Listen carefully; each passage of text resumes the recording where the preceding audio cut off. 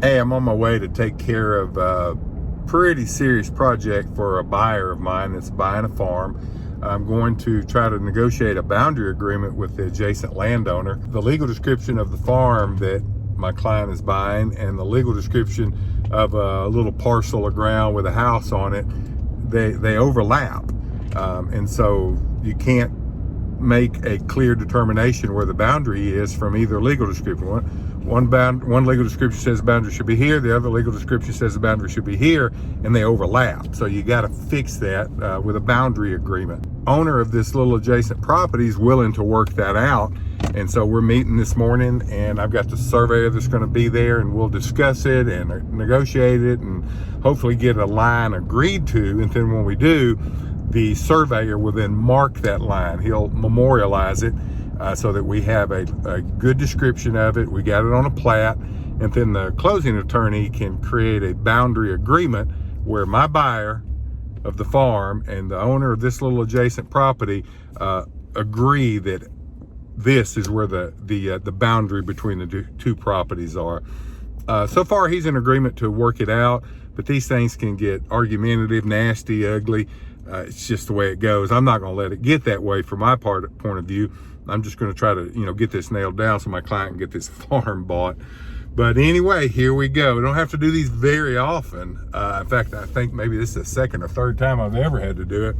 But it's critical to get this done. So here we go. All right, I got it done. It took about 30 minutes, and only because we took about 20 minutes just visiting. He was very agreeable, because what I showed him really just made good sense. There was some ground that they were not using that was kind of in the overlap, and that's the ground I wanted. And there was some ground that they were using that was had become part of their yard, and that's ground I didn't need. So I let them have that, and I took the ground I wanted, and it was just a good swap.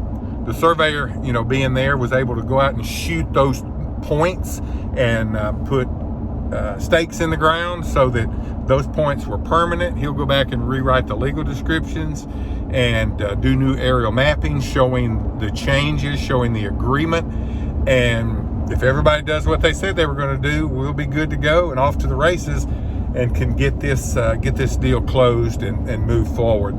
I tell you what, I have a philosophy that I try to leave the ground better than I found it, and sometimes that's leaving the paperwork better than you found it, because people make agreements, they make deals, they make little handshake, agreements, and family, I'll give you this when I die kind of stuff, and they forget that everybody's going to die, and the only thing that's going to survive is the paperwork. And so the paperwork needs to be clean and crisp and good and defined and detailed, so that what is being passed along, what a family does decide to sell or put into a trust, for their family estate or whatever, that all the legals are good and clear, so that it doesn't become a burden to the new generation that's going to acquire it by inheritance or by new owners that come along and buy a piece of property. So that's why you go to this trouble. You make it right one time, and it should be good like that permanently. So anyway,